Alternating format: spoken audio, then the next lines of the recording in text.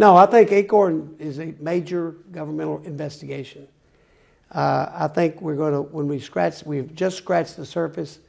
I think when you plow beneath the surface, you're going to find a festering mess. And I think we owe it to ourselves with the money not only that we've already given to ACORN, but also the money that was in the pipeline for them to receive to dig deeply into the effect of ACORN.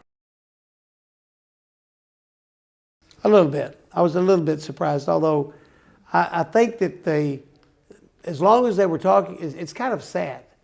As long as we were talking about voter laws, nobody seemed to be concerned, which I think speaks volumes about part of what's wrong with our country.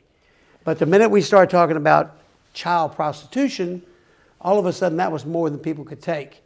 See, I'm an old school guy that thinks rules are to be kept, all the rules, not just the ones that are personally offensive to you. And so but I think that was the tipping point. I'm all about talking about the rule of law. The rule of law needs to prevail in our lives. It is the glue that holds our society together. And there are not some laws that you like that you abide by, and some laws you don't like, you don't abide by. You're supposed to abide by all of them. And so, you know, I've been on Charlie Rangel's case. I will probably introduce a privilege resolution probably next week, once again to ask Chairman to step down. After regular business hours in the Congress, you have basically 2 hours that are set aside to have the full hour, or 3 hours. I guess it's 3 hours now, and we usually have the first hour. Sometimes we have the second hour. The Democrats get 1 hour, then the Republicans get an hour, and it swaps back and forth. That's what a special order is. Then you can talk pretty much about anything you want to talk about for that hour. Yes, I've been doing that now probably 10, 12, 15 weeks, long time. Ever since in February. I don't know. We'll find out when I introduce this special order and ask for him to step down, whether we get a vote or whether once again they move to table it, which basically doesn't deal with the issue. And that is we've already done one privilege resolution, which they moved to table. If they do that again, then once again we're just sweeping it under the rug, and we're not addressing the issue. I have nothing personally against Mr. Rangel. What I have is that Mr. Rangel serves in a very, very important, some would argue, the most important committee chairmanship in the House. It involves the very things that he's accused of having problems with, and that is the tax laws. And I think it's just appropriate, if nothing else, is for the appearance so there won't be any appearance of impropriety.